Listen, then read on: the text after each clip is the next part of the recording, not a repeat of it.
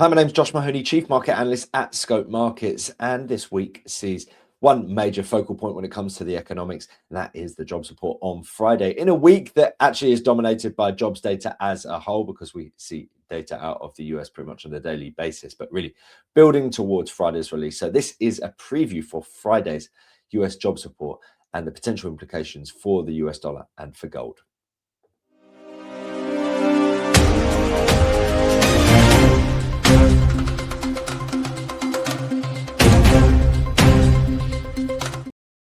So let's kick things off first and foremost, and we can see here in terms of the jobs data coming out over the course of the week, there's a lot of it. And it kicks off really on Tuesday with the JOLTS job openings figure and the quits data coming out. Now, by and large, the feeling is here we're going to see a higher figure in terms of job openings and in terms of quits. In terms of the ADP payrolls figure, 70K up from 62K. It's a low figure, but improvement nonetheless. The challenger job cuts figure, a decline in terms of job cuts. So a rise in terms of openings, a rise in terms of employment change, a decline in terms of job cuts. So all relatively positive numbers in terms of what markets are expecting. In terms of the initial jobless claim, we saw a sharp decline last time around. There's an expectation we're going to see a rise in terms of the initial claims, in terms of the continuing claims, similarly on the move higher. But really, things are going to kick off more significantly on Friday. That's because we have the payrolls report, which is expected to drop back down below the 100K mark from 178. So we saw a sharp spike last time around for March. Unemployment rate expected to remain at 4.3%. The average hourly earnings expected to remain at 0.2%, although the annual figure up to 3.6. Participation expected to decline by 0.2%.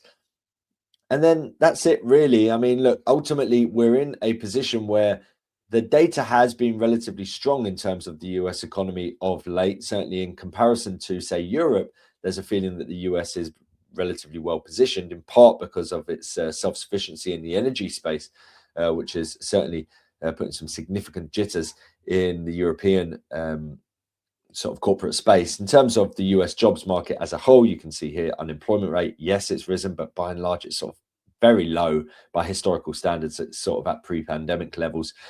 Then the payrolls, yes, it's been sort of dropping off pretty significantly, pretty much since Trump's been back in the White House. But more recently, we've seen some volatility with the odd significant outperformance, and then participation rate rolling off a little bit. That's a notable one in actual fact, as we sort of keep an eye on the participation rate against the backdrop of course, AI and the potential implications that could have for the jobs market as a whole. And bear in mind, if we were to see higher unemployment, but the participation rate dropping, that means that instead of seeing the unemployment rate rise significantly, you might see the U6 unemployment rate, which is at 8%. That includes those that have essentially taken themselves out of the jobs market. In terms of the jobless claims figures, like I said, we saw a sharp decline last time around, multi-year low in terms of initial claims.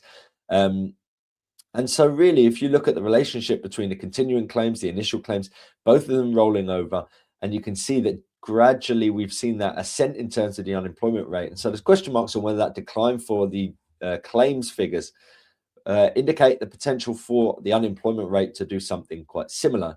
And of course, that's one of the main metrics that we're going to be following in terms of determining whether the Federal Reserve are going to deem it necessary for them to step in and be more accommodative in terms of their stance, or solely focus on inflation. Remember, they've got the dual mandate, which means they want to make sure unemployment doesn't surge and they want to make sure inflation doesn't surge. And if they both go higher, they have to try and choose between one or the other. But if unemployment remains low and we see inflation on the rise, then they're specifically likely to target inflation with their monetary policy decisions. Now, in terms of the breakdown that we've been seeing for payrolls over the course of recent months, you can see that we've seen a welcome shift away from a period where it simply felt like it was education and health services doing all the heavy lifting and pretty much all the other sectors were in negative territory when it comes to job creation. But last time around in March, we did see a significant rise. Now, the caveat here is that a lot of the business activity in March appears to be front-loaded purchases because People saw that there were going to be potential shortages down the line and potential rises or gains in terms of prices. So potential inflation down the line as we see shortages coming out of the Straits of Hormuz means that you do see people front loading, but that front loaded purchase then just doesn't get created down the line. The same kind of thing in terms of jobs. So businesses potentially having to react to some of the new conditions, which might be favorable at that time. It doesn't necessarily mean that they're not going to feel the pinch if things start to deteriorate down the line. So yes, we're seeing some volatility at the moment, but that could mean that we're seeing some sort of downside in terms of the jobs data if we do see some weakness emerging off the back of what's happening in the Middle East right now. In terms of market expectations, well, there's an expectation we do nothing for the rest of the year. You can see here markets pricing according to the CME, no hikes, no cuts for the remainder of 2026. And you might say that's a bit pessimistic, and that may be pessimistic in terms of how things shake out by the end of the year. But it might also be optimistic because some of the other central banks around the world are hiking. We've just seen that from the RBA, and others are preparing to potentially hike. And certainly the sort of scenarios outlined by the Bank of England in terms of sort of worst case scenario, you're talking about a really significant amount of rate hikes coming into play if we do see energy prices remain elevated.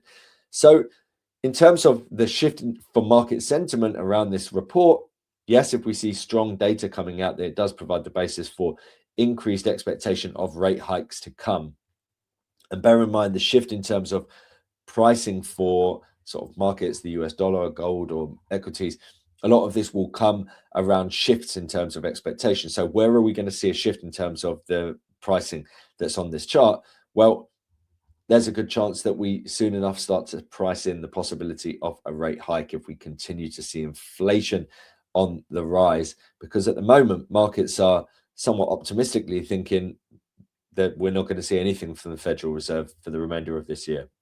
That may or may not be the case, and we've got Walsh, of course, coming into play at the Fed, but that doesn't necessarily mean that the rest of the group won't opt to vote in one way or the other, right? Then it's not necessarily that whoever the chair is, we follow exactly what their decision is, and certainly it feels like there's a split Fed at the moment. So if we would see strong data coming in, if we start to see increased inflation coming into play, it feels like, in my mind, that the edges for the upside move, the possibility of hikes. Now, the caveat here, of course, is the idea that the sort of sudden volatility you could see coming out of nowhere can also go in the opposite direction. So if we see a rise in terms of, say, oil prices off a re-escalation of the US-Iran issue, then that's likely to be strong sort of higher inflation. So strong oil prices, higher inflation coming into play, that has knock-on implications of shifting this chart more towards the right and signaling the possibility of rate hikes to come from the Federal Reserve, and benefits the likes of the US dollar, weakens the likes of gold. The caveat is if we suddenly see a breakthrough and they announce that they're going to reopen the Straits of Hormuz and everything's hunky-dory, it's going to go in the opposite direction. And suddenly you start to think, oh, could we see a rate cut soon enough? And maybe the Federal Reserve just look through the short-term volatility in terms of pricing as something that they're not going to be able to influence. Let's look in terms of the markets. Let's look first and foremost at the dollar index. Here's the Dixie. So from a wider perspective, you can see here we've got this long-term uptrend in play. If I go on to say the monthly time frame, you can see it a bit clearer. You've also got that downtrend from the wider perspective, but let's at least play it on this chart, which goes back long enough, quite frankly. You're talking about lows back in 2008. And you can see that this most recent pullback has taken us into this deep fib zone down to the 76.4 fib. Now, crucially, we've rallied up through your first swing high, which is around about your 100 handle, and now we've pulled back. So are we pulling back with a view to regaining ground and pushing upwards once again? Potentially. I think there's a good chance that is the case. And certainly if we see markets rolling over, if we see increased inflation coming into the fore, if we don't see the US-Iran issue resolved, that should be positive for the US dollar. Of course, more recently, we've seen it sort of fading a little bit as we've seen that ceasefire take hold. And previously, we were seeing the Iranians attacking facilities in the Middle East. Well, that started to happen once again. And that's probably a strong reason why we're seeing that that big candle on the Monday. It's fading a little bit as we've seen a couple of key people within Iran actually pushing back on that. But certainly as we come into this jobs report, the idea is that if we see strong data coming out, there's a good chance that we do see that elevate the US dollar once again. And a similar kind of thing in terms of gold. So if we're looking at gold, you can see here that it's been rolling over, but then today sort of more positive after some of those fears have eased somewhat. I would say, look, the way that things have played out thus far. So look, from the long-term context, you can say, okay, this is a sort of breather. I think within a long-term trend, I'm not going to say that the trend is over and the bull run's done. But you don't necessarily know exactly how long this consolidation or retracement phase lasts, and whether you have a long-term sort of building phase, accumulation phase, or whether this pullback is just a sharp pullback and then we surge higher once again. That remains to be seen. Then you've got the fact that we've seen this pullback, so the one retracement, the lower high. So do we see that sort of ABC style retracement? So are we going to see that next strong move lower? Potentially. I mean, the caveat here is, though, if you're looking in terms of the way that it's sort of each move has been sort of built, you can see this initial move very sharp in nature. We then see the gradual ascent here. That is more gradual in nature than the slam low that we see. So the momentum certainly is on the sort of bearish side at the moment. In terms of the regaining of ground, again, it sort of looks a little bit sort of uninspiring, for want of a better word. You can see here that, we're sort of seeing this sort of wedge formation. That signals the possibility of us breaking lower from here, and that's exactly what has been happening. But the caveat here is that you're now seeing a move lower that looks very different from the moves that we'd seen previously.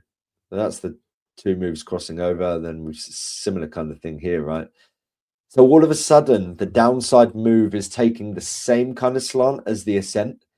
And that starts to make me think that we're moving into a phase that is either a bottoming phase or it is an entry into a consolidation phase, rather than us moving into that next big leg lower. You can see here in terms of the stochastics, we've sort of crossed over from oversold, looking like we can maybe sort our feet out to be able to push higher once again, much like we saw on this occasion. So certainly, we've got a possibility of the bulls coming back into play here for gold, but the trend still is towards the downside over an intraday basis, with 46.60 needed to be broken to set us up for a leg higher. Until that happens, near-term gains are likely to be faded into. And certainly if we see this jobs report signaling strength for the US economy, and that actually shifts market expectations around potential easing from the Fed, then that points towards the possibility of another move towards the downside for gold. But a lot of this is already priced in at the moment anyway. So really, we need to see exactly where the big development comes. It's not going to be a surprise to markets that there's going to be inflation to come. That's currently being priced in. But where's the adjustment? Do we see a sort of worsening of the crisis in the Middle East? Do we see an improvement? Do we see a move towards a solution? Or does this continue to drag out? And the longer it drags out, the bigger a problem this shortage is in terms of energy, the bigger the inflation problem is, and the higher you're likely to see sort of the likes of the US dollar start to turn higher, but then you're likely to see a weakness in terms of gold as a result. But like I said, 46.60, if we break through that level, then it starts to look like the bulls could come back into play once again after a phase that, yes, we've been selling off, but it's not necessarily much sharper than the ascent. And that starts to make me think that we could start to see a little bit of a shift in terms of exactly how we see things play out for the likes of gold. So I hope that's been useful. Make sure to like, subscribe, and follow for more. My name is Josh Mahoney, Chief Market Analyst at Scope Markets. Have a great day and good luck trading. Thank you.